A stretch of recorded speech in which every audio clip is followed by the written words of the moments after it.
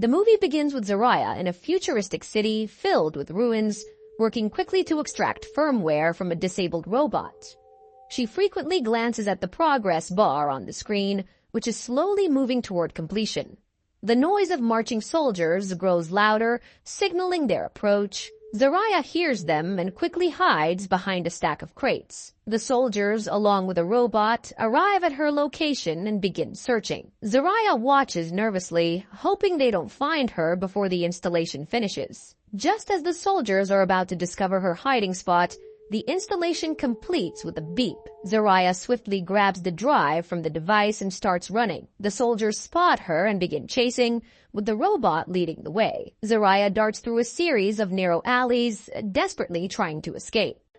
She finds a small opening between two walls and squeezes through, hoping to lose her pursuers. She stops briefly to catch her breath and sees the robot struggling to get through the narrow gap. Zaraya taunts the robot, but it simply detaches its backpack and slips through the opening with ease. Shocked, Zaraya resumes her escape. She races through the streets, searching for a way out. Finally, she reaches a tall fence and climbs over it. The robot hesitates before following, then decides to follow but cannot get over the fence. It fell back. On the other side, Zaraya takes a moment to catch her breath, feeling a temporary sense of relief.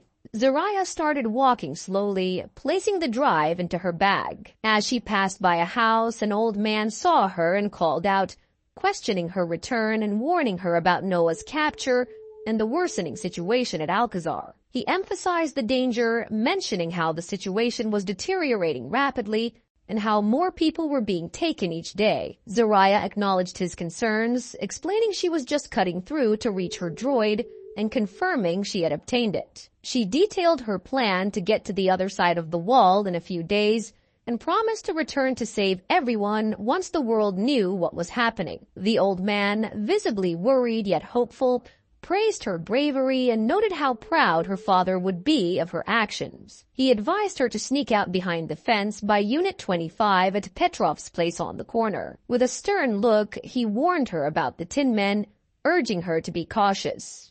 Zaraya nodded, absorbing the old man's advice, and ran toward the location he pointed out. The scene shifts to an oppressive atmosphere. Loudspeakers echo stern reminders about procreation being a civil violation and unlawful reproduction being a neglect of communal prosperity. The repetitive announcements create a sense of inescapable control over the population.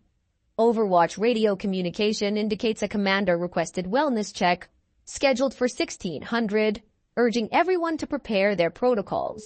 The atmosphere is tense, with the distant sound of children crying adding to the distress. The loudspeakers continue, urging compliance and requesting everyone to remain in their homes, the monotone voice making the commands feel even more impersonal and harsh. Soldiers march down the streets, their heavy boots pounding against the pavement.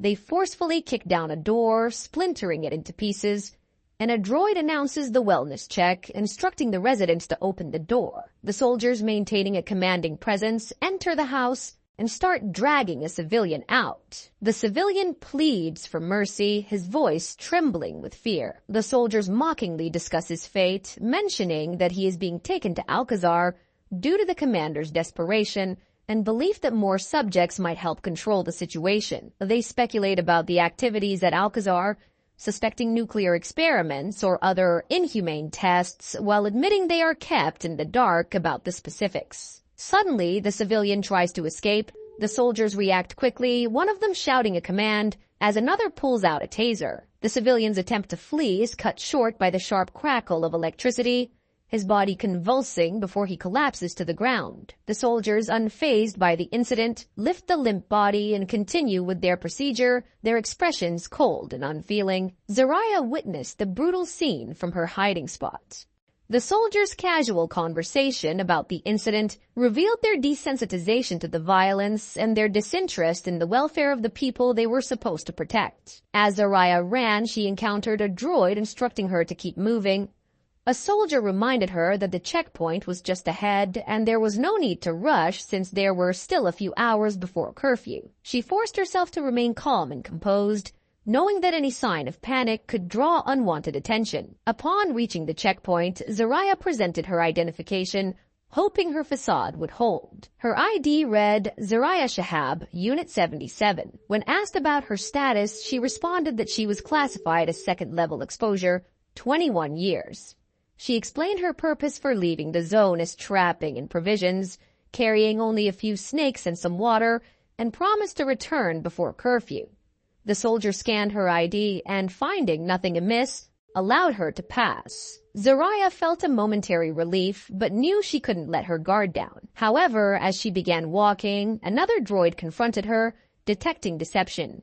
It ordered her to step aside, despite her protests that she had just been cleared. The droid's mechanical voice was cold and unyielding, and it began a countdown, giving her only 3 seconds to comply. Zaraya's heart raced as she tried to think of a way out of the situation. Zaraya entered a room and was immediately ordered by a droid to surrender the containment unit. Complying, she handed over her belongings, and the soldiers began searching through them. One soldier, laughing, commented on the heavy firepower she had, sarcastically noting that it was overkill for hunting rabbits, and mockingly asked who she had stolen it from. They suggested taking her to Alcazar to teach her a lesson about the consequences of her actions. In a sudden move, Zaraya picked up a grenade and her driver, causing the soldiers to shout and the droid to detect a hostile. She warned them that she had nothing to lose and would take them all down with her if necessary. The tension in the room escalated as a soldier received a radio call from another, asking about the situation. The soldier responded that there was a problem and tried to de-escalate the situation, while another soldier from outside suggested shooting her. The soldier inside hesitated, aware of the potential collateral damage if they fired. Zaraya, holding the grenade firmly, demanded to be let go,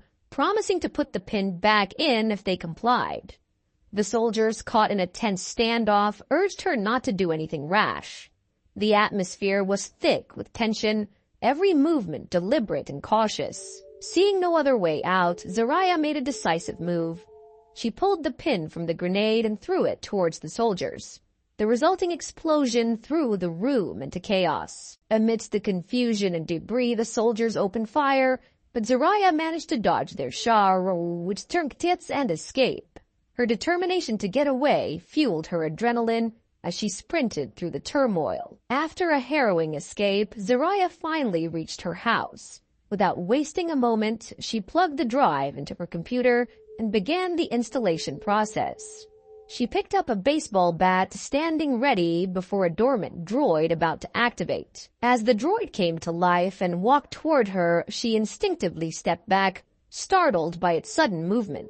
The droid greeted her, noting that it had been 4,563.2 days since its last activation, and remarking on her significant physical changes. It estimated she had 56 days until her demise, causing Zaraya to laugh bitterly, calling it a charmer. She urgently explained that she needed the droid to fulfill its original purpose, to fight their way out. Handing it a gene-locked weapon, she observed the urgency of the situation as more troops had already been deployed.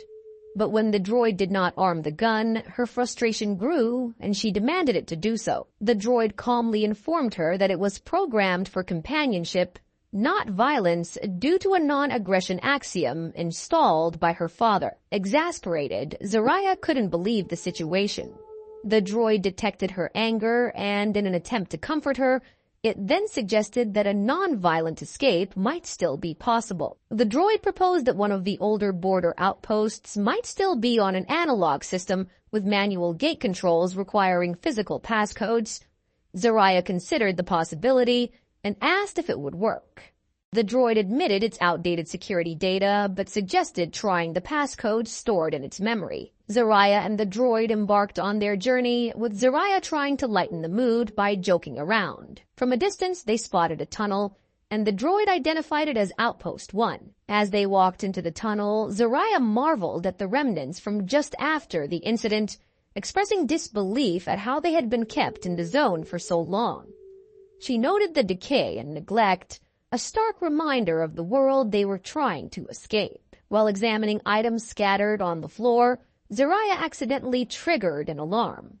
A red flare shot into the sky, and the PA system announced a wall breach and an anomaly detected in Sector 12. The sudden noise and lights heightened the urgency of their situation, knowing that the authorities would soon be upon them. Panicking, Zaraya realized that the gate was nearby and urged the droid to act quickly. The droid attempted to unlock the gate, but struggled as soldiers approached, checking their weapons and preparing to fire. Amidst the chaos, the droid managed to manually lift the door, urging Zaraya to go through first.